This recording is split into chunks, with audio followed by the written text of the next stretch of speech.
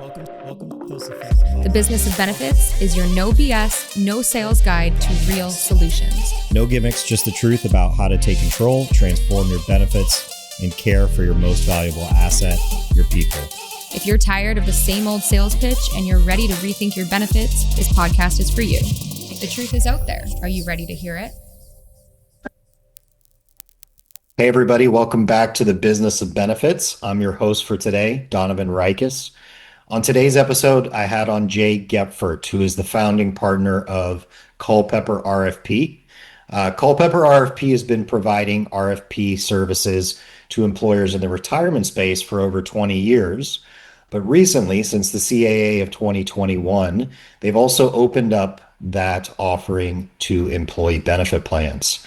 I really enjoyed the conversation with Jay, with us both having kind of a background and a perspective from the security side and applying that same framework and ideas over to healthcare. But I also love the idea of employers having an unbiased third party to help navigate them through an RFP. There can be a lot of misdirection, a lot of misinformation, a lot of vagueness in the RFP process, the proposal process, the explaining and understanding of claims data and what can be done. So having somebody in the middle seems like it would be a really valuable piece to add to an RFP. I also discussed the idea of separating advisor RFP and actual plan RFP, which I think is an important thought for employers to start considering. Give it a listen. Let me know what you think. Leave a comment. And I hope you enjoyed today's conversation with Jay Gepfert. All right, Jay, thank you for joining me today on the show. We had a conversation recently and I really enjoyed it because your background and what you've been doing is very similar to mine and the experience I had. Tell me a little bit, or tell the audience about yourself, your company, and what you've been up to up until now. And then we'll talk about the new developments and why you've found that necessary and things you found during that process. Sure. So kind of my background is I've sat on all sides of the fiduciary table. I've been on the retirement side predominantly, and that's how you and I made this connection, which is now moving into the benefit space over the last number of years. But I've worked for record keepers. I've worked for large institutional advisory firms. I've been a plan sponsor and a committee member for retirement plans. And then about 5 years ago, I started up Culpepper RFP, right? I guess maybe 6 years ago, right at the start of COVID, where I wasn't doing a lot of traveling. No one wanted to see us. And I started to get some inquiries from organizations looking for independent third parties that do evaluations of service providers in the marketplace. And that went on for a couple of years. And then those clients who were very happy said, hey, oh, by the way, can you help us get into this benefit space? We need to go and do predominantly broker/consultant evaluations. And now that has taken off in the last couple of years, which is how you and I made this connection, which was you have a similar background to what I have. And obviously you've been doing it more longer, I guess, 10 or 11 years, but similar experiences. Yeah, absolutely. Before we kind of get into the benefit side, tell me more about like the defined benefit, defined contributions. Like, were you working with both or just 401ks, and what kind of services were you offering to plan sponsors? Yeah, so we're still doing it right now. So what we're doing is you can think of virtually any service provider that's necessary for a 401k plan, a 403b plan, a pension plan, anything along those lines. Could be advisors, record keepers, actuaries, go down the list of service providers that take place. And so we've been doing those evaluations for a good number of years and now see some tremendous commonalities of what that marketplace has already gone through in the last 15 years to now what is taking place, I guess, kind of in the infancy stages of the benefit space. Yeah, certainly. Very much, my same experience and kind of the change from my agency as well. What I love is I think you, same as me, it's like you're working with your ideal client and now they're bringing to you larger problems and you're kind of shifting and working on solving those as well. Exactly. I mean, when we finish a project for a retirement plan, they end up with kind of best in class structure of how those services should be set up, whether it's from a service or from a fee perspective. And then once those projects were finished with, they look back and they go, boy, this other area, this benefits-based side it's not the same, and it's very complicated, and we don't know exactly what we're paying, and we don't know anything. And can you help us kind of digest this? And it doesn't matter the size of the organization. We've recently finished a project that had 120 participants in the benefit plan. We're working on one that's got 2,000 right now. We've done ones for bigger and smaller. But the commonality is that the plan sponsors don't feel comfortable in terms of where they're at and what they know. Yep. What's interesting to me too is like we do the same thing from a size perspective. And what's always shocking is in most things, you would assume as the stakes get bigger, as the premium and the claims costs get larger, that those plans would be better developed, have better strategies, be better managed, audited, all those kinds of things. And we usually find it to be the inverse. It's shocking. It is shocking, the stuff you see. And certainly we've started to see that with the ERISA healthcare lawsuits that have begun as well. We'll get into that in a second. Tell me about kind of your first request or ask to kind of bring your services over to the healthcare side, and kind of what that group and some of the other ones have been experiencing, things you found, and maybe shocking differences, I guess, from, the security side, which operates completely different, over to what you're starting to see over in healthcare. Well, what was interesting is my first client was a 403B plan, very small, for a foundation in Connecticut. We did that project. They loved it. We made a change in their advisory services. And then the CFO came to us and said, hey, can we take a look at what we're doing on the broker side of things? And we don't even know if we're at the right spot or not. What can you help us from the beginning? But what they liked was the process that took place. Can we use the same process, put in a different product, a different service, and we can come up with a similar result? And so as it's turned out, that client actually has given us 6 different projects to do, all very, very different. But those were the first 2 that we did. And so that seems to be the commonality. Most of our clients, it's interesting, come from, over 80% of our clients are referred to us by external counsel, ERISA counsel. So they're working with their clients on their retirement plans, and now they're obviously helping them with their benefit plans.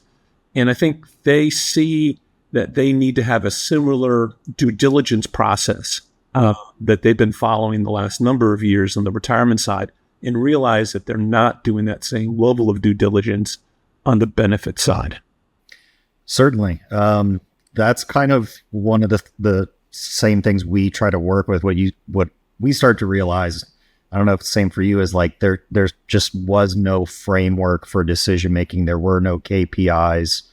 And part of that is because healthcare is inflated so much that no broker would want to go back and be like, look at our 5-year history, look at our 10-year history. Isn't this great? So what kinds of things are you kind of putting in as a framework for decision making, KPIs, things that the company should track, to kind of put in that framework for decisions? Yeah, so one of the things we really try to help them with, along with their counsel, is, hey, you need to have some form of committee structure that there's people, relatively high up in the organization, both in finance as well as in HR, maybe even a third area, to oversee these, because the dollars are significant. I mean, they're more significant in the benefit side than they are on the retirement side in terms of spend that takes place. And so that's the first thing that we suggest that takes place. The second area that we do is we suggest to them is that whether or not they're happy or they're not with on the benefit side, with their broker/consultant, if you've not done any type of due diligence in more than 5 years, well, the market has changed. The market is changing rapidly. It did in the retirement side, and it's evolving now very quickly on the benefit side. Is that just a due diligence to make sure that you are getting the best services for the most competitive fee to the marketplace. And that kind of process is what we've taken over from the retirement side to the benefit side, which is you have to do the due diligence. You can't just trust your vendor to say that everything is good because they're going to be protecting themselves. Yeah, certainly. I mean, from securities to healthcare, there's a different relationship. We've discussed that the idea of having a fiduciary, advisor on the healthcare side really it's not a legal or licensed requirement or possibility yet. And that's certainly something that we look at and try to fix. And it just, that part doesn't seem to make a lot of sense. You talked about getting a lot of your new customers and plan sponsors through ERISA attorneys. Did this start basically then after the CAA of 21, where they started to realize like, okay, now there's actually a framework that's setting forth those minimum standards, and my clients aren't doing it, and I think they need to figure it out. Yeah, I think exactly, Donovan. And there's something similar. I keep going back to the retirement side, but on the retirement side, there was a merger of litigation and legislation that took place that was transformative for the retirement industry, top to bottom. And that obviously has taken place now, like you said, with CAA. There's the legislation that's come out. And then daily, we see the litigation that's coming out in every corner of the benefits area.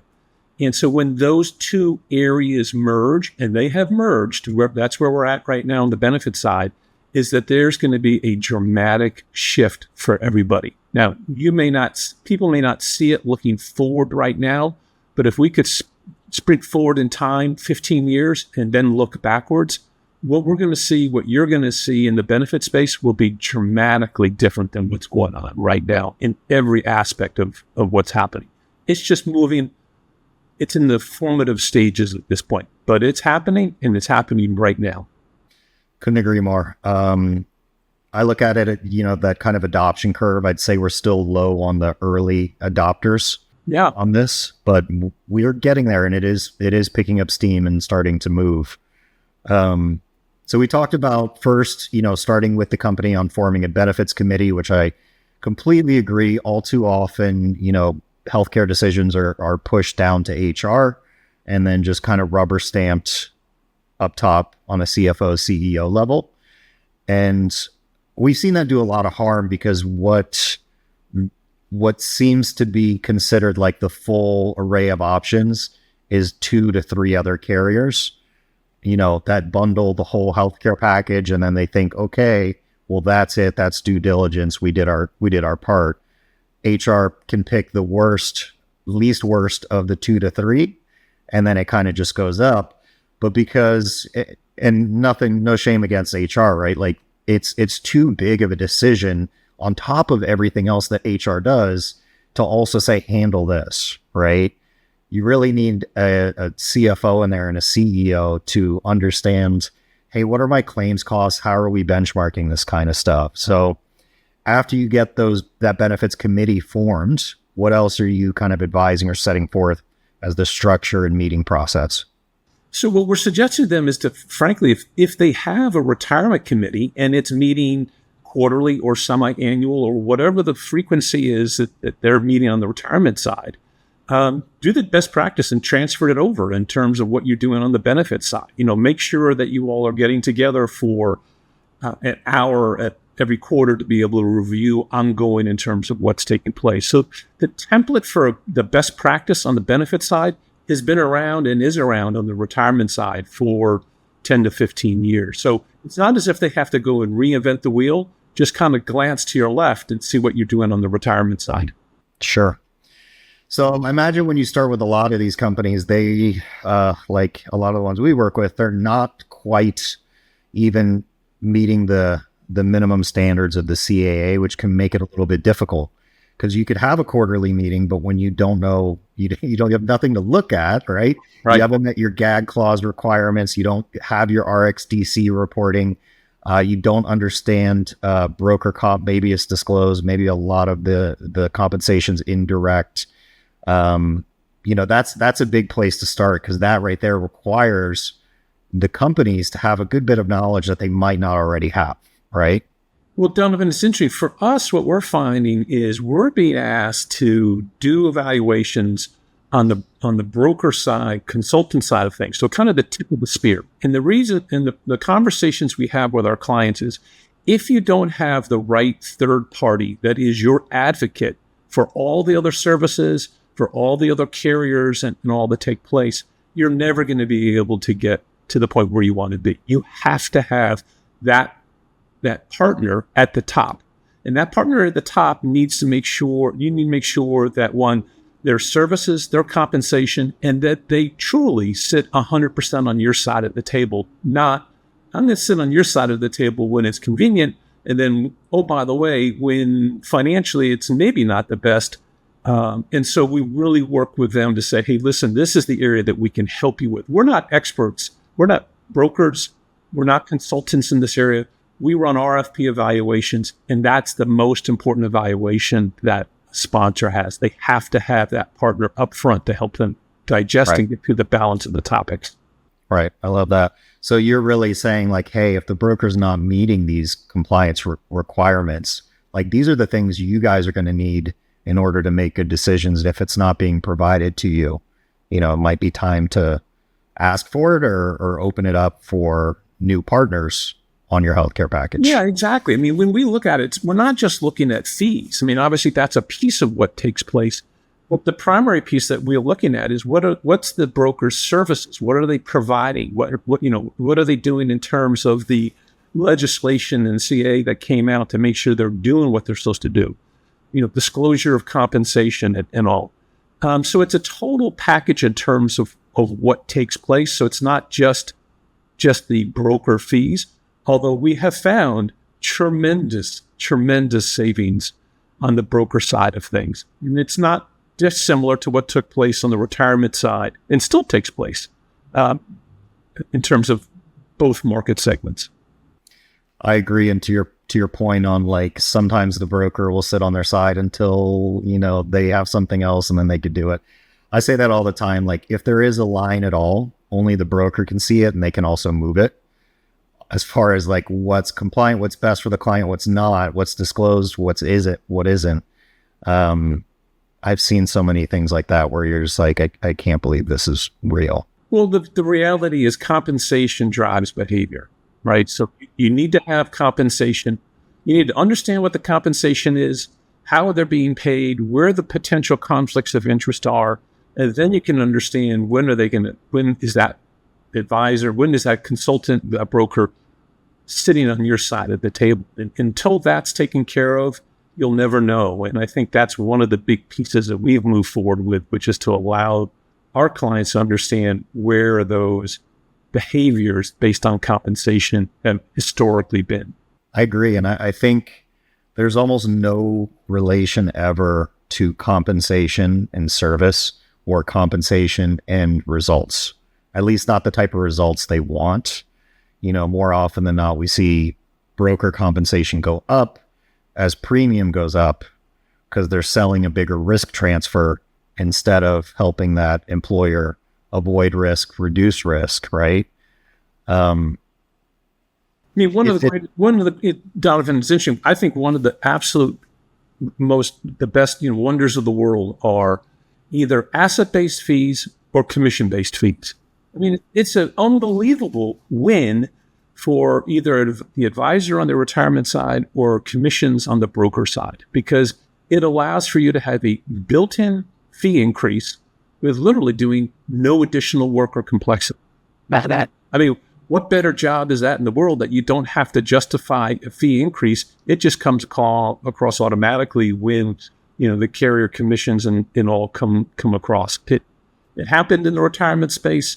It is one of the areas that we look at on the benefit side for brokers. So you bet. Yeah. And I think there's still a lot with, even when they try their best, there's a lot with indirect compensation that frankly can't be properly quantified. And, I was looking at that yesterday with a PBM evaluation that we were doing. And essentially it's a top 5 broker by size. And they were charging to be in a block of one of the top 3 PBMs So the company was paying about 150 grand a year for the pleasure of being in one of the top 3 worst PBMs. And I'm like, in addition to that disclosed, I know there's probably double, if not more than that, in undisclosed compensation for that broker building that block with that PBM. And then also, like, we're working on the pricing study, it's a 8-figure a year PBM spend. And looking at the pricing study, I think we'll reduce it 20%, just putting in a fiduciary in there, right? And it's like, you're getting paid for the pleasure of overpaying, but like those measures of indirect compensation are very hard to get to, and very hard to get the truth out of, how and why these recommendations are coming forth. What's the true amount of compensation? How do you lay that out when you're doing an RFP on bonuses? Because that's one of the things that are never disclosed. They'll put kind of in fine print, we might get 0 to 3% in addition for premium retention and growth.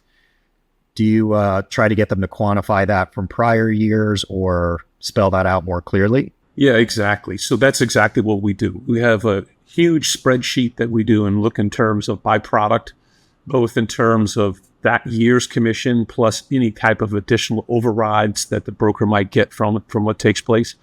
The best way I can describe it is on the retirement side, we can nail it down to probably within 99.9% sure of what's taking place. And what we tell our clients is, we're not at that point yet. There has to be more market movement, but we're going to get you 95% of the way there. So you're going to understand what that money is, where it's coming from, all of those things that take place. So we never can get 100% right now because everyone's being very protective. The amount of money in the benefit space is deep and it is wide, and people are protective of that money.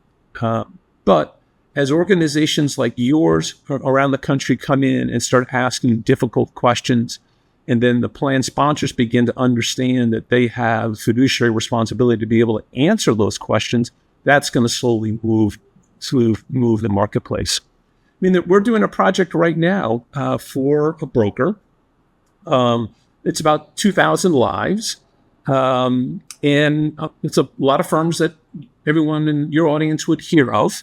And, we're trying to quantify not just what the commissions are, but who's also that extra override that's coming in. Whose money is that? Our opinion is that's not the broker's money. That money's coming because of a relationship with the plan sponsor. That's the plan sponsor's money. And so, once the plan sponsor understands it's their money and not the broker's, and I think that will probably begin to clear itself up once the market itself decides that it does need to take on a fiduciary status. And once that happens, you have a duty of loyalty to your client and not to the carriers. So it's all going to work hand in hand, which is why this is in early stages. But when that is a tipping point that takes place, the market will move pretty darn quickly. So when you're working with a client on a RFP process, so other than just maybe designing the initial RFP, are you also working with the responses that come in from different agencies, getting additional clarification and helping the employer through that process on grading and scoring kind of what's coming back from each? Yeah, Donovan, great question. So you can think of we start with our clients from the beginning to the end of the evaluation process. So we help them identify what the key drivers are, fees, service, whatever it's going to be. We help them. We actually have write the RFP, let our clients do edits, so it's personalized in terms of what they're looking for. We run the RFP. We answer all the questions from the RFP. We interview all the firms ahead of this call. Then once the proposals come back in, we grade them. And then we sit back with the clients and say, based on your criteria, here's what the grading is. So as an example, if fees are the number one driver, maybe that's 30% of the decision. If fees are not the number one driver, maybe that's 10% of what takes place in their other service requirements. And then we help them narrow down the field from whatever the original numbers getting the RFP, say 5 or 6, down to 2 or 3, 4 finals presentations. And then we help them organize and make that final selection. Okay. So one of the things I'm still salty on, I lost a prospective client earlier this year, and all good. I mean, that happens, but I went back and I'm like, hey, I just want to, make sure I understand if I did anything wrong, if you could offer any feedback so I can improve and my agency can improve and all that kind of stuff. And what it came down to is this, I don't know what else to call it but a lie, but this idea what big brokerages do, which is this suggestion that they have leverage on the market, and that is somehow going to get them a better result, which coming from securities, I understand that's like a ridiculous suggestion. The reason that doesn't happen in securities and brokers don't say that is because everything is data driven and they couldn't prove it. They couldn't quantify it. They can't substantiate it.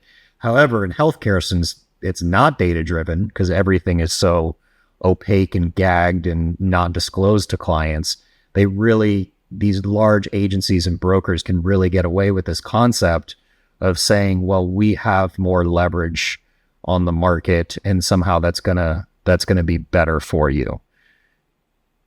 What are your thoughts on that? I'm sure you've seen that come back already. And to some degree, it definitely is in the retirement space. And so one of the roles we play to our clients when they're doing these evaluations is the voice of reality. And they may not like to hear it sometimes. There are times we've had to kind of take a pause on a conversation because we've said something that just doesn't align with what their thinking is. And this is one area, which is, that's a crazy thought. There's no reason to be able to go through it. There's a difference between just because someone says it's true and it's actually true, that there is no correlation for what happens. And that could be in any area. That could be in terms of services. It could be in, like you said, in buying power. It could be in terms of fees. It could be in a lot of different areas. And so that's a big piece that we take to the clients and say, yeah, that's just total BS. We need to move on from that. And that's a selling story, not a decision-making criteria. Yeah. I even saw that this week in a case we're working on.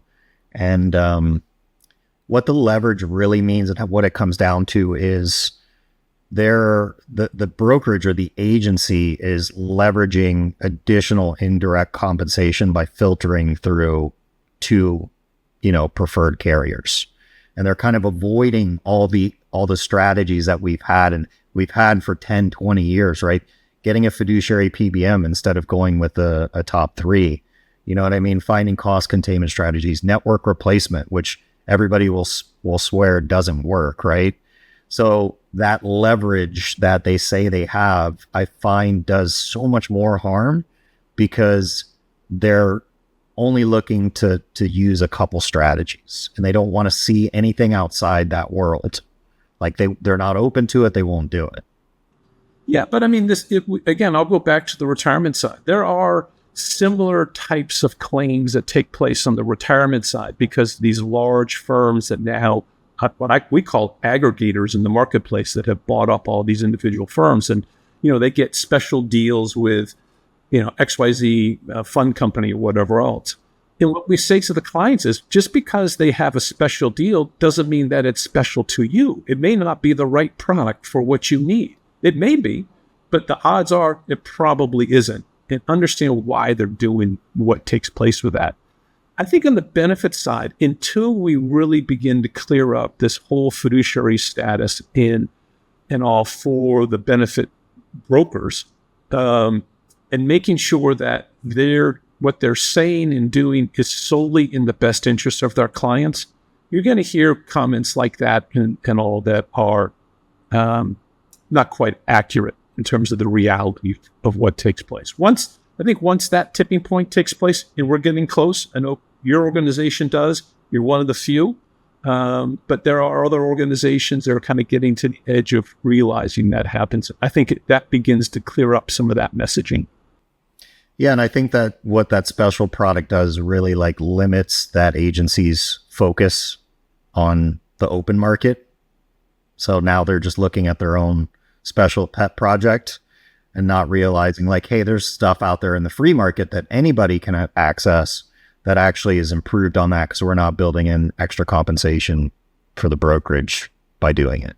Yeah, I mean, so why are we just ask our clients, okay, so why are they doing that? Well, they're limiting the number of options that you get, but they're going to supposedly give you some buying power. But let's really look at what's driving that. What's being driven by that is compensation to them, right? I mean, that makes it so that they can make even more money from those limited relationships that they're putting in front of clients.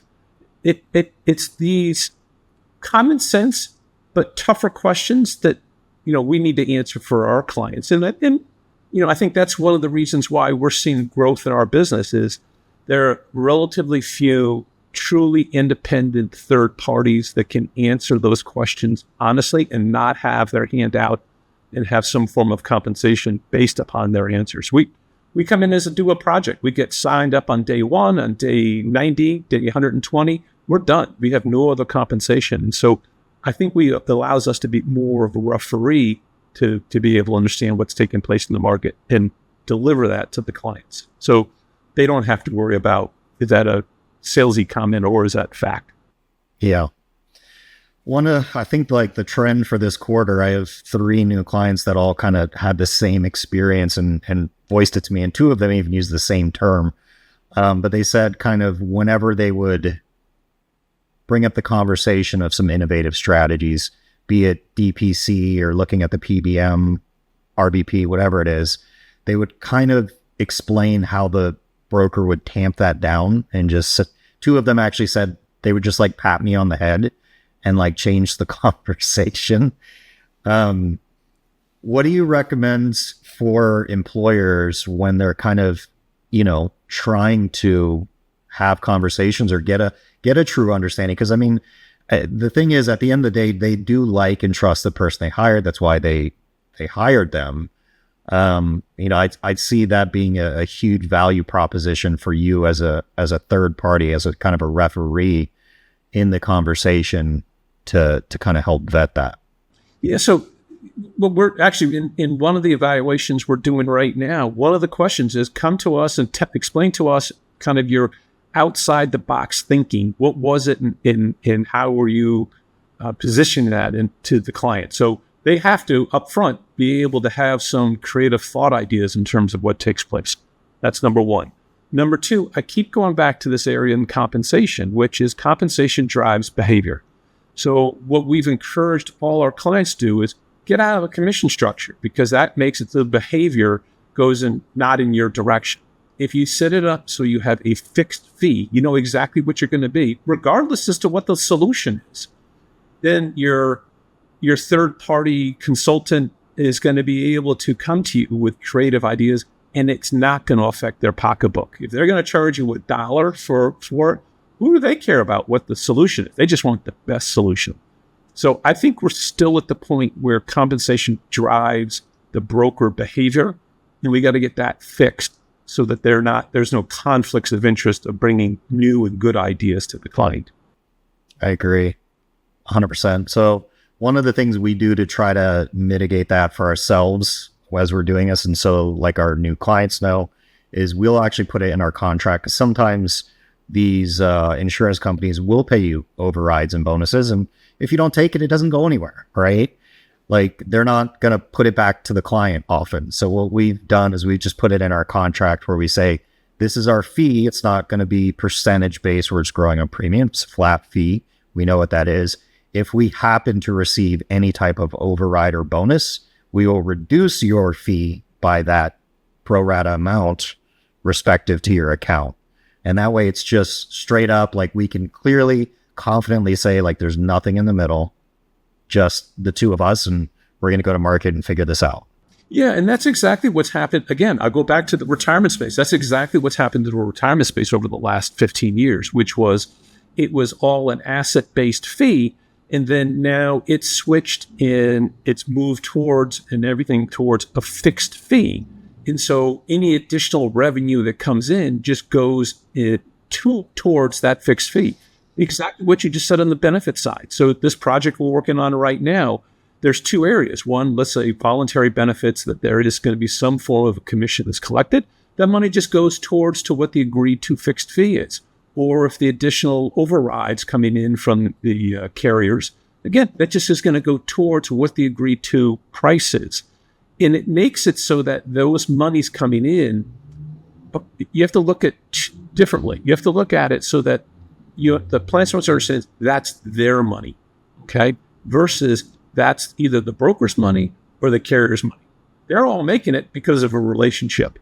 And it's, we've got 5 firms we're evaluating right now. 4 absolutely will not share right now any of those extra dollars. But I would suspect if we included them in 6 months from now, I think it's going to change. The market's changing. It's the only question is, when is it? When is it going to come about? Because it's slowly moving right now.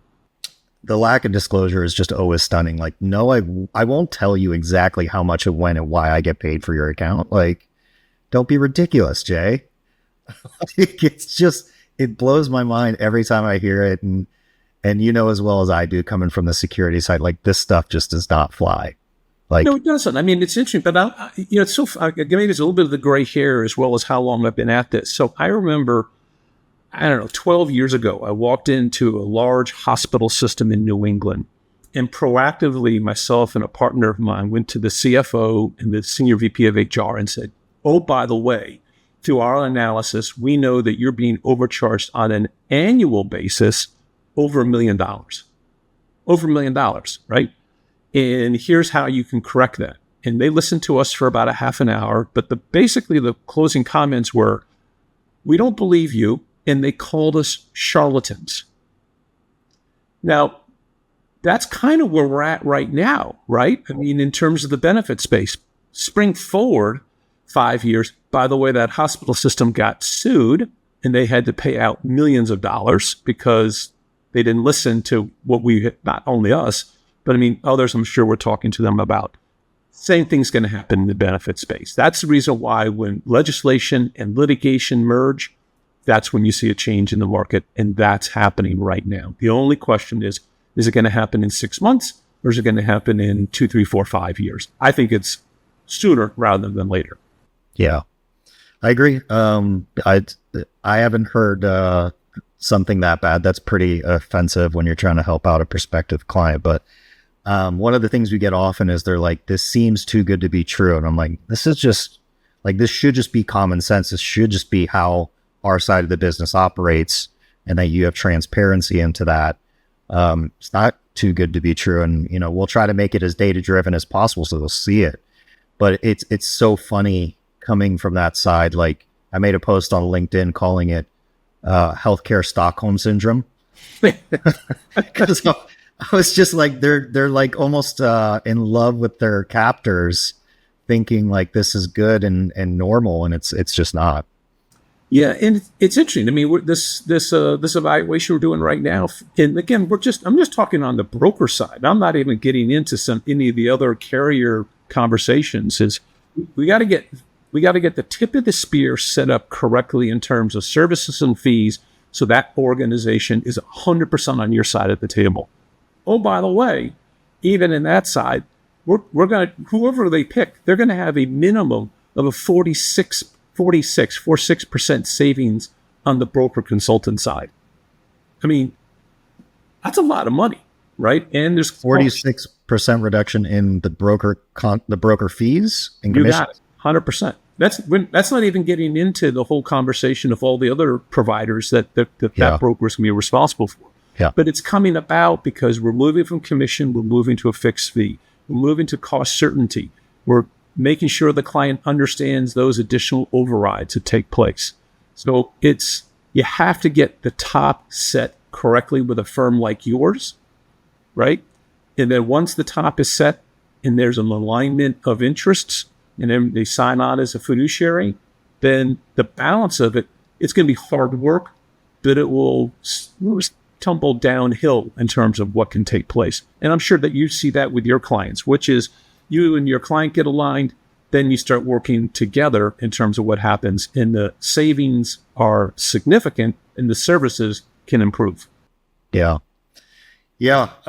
Tell us a little bit more about that. I know you kind of put together a little bit of a case study, and you kind of alluded to it, 46% reduction in the annual fees. switching from commission to fee based for the actual services, which I love.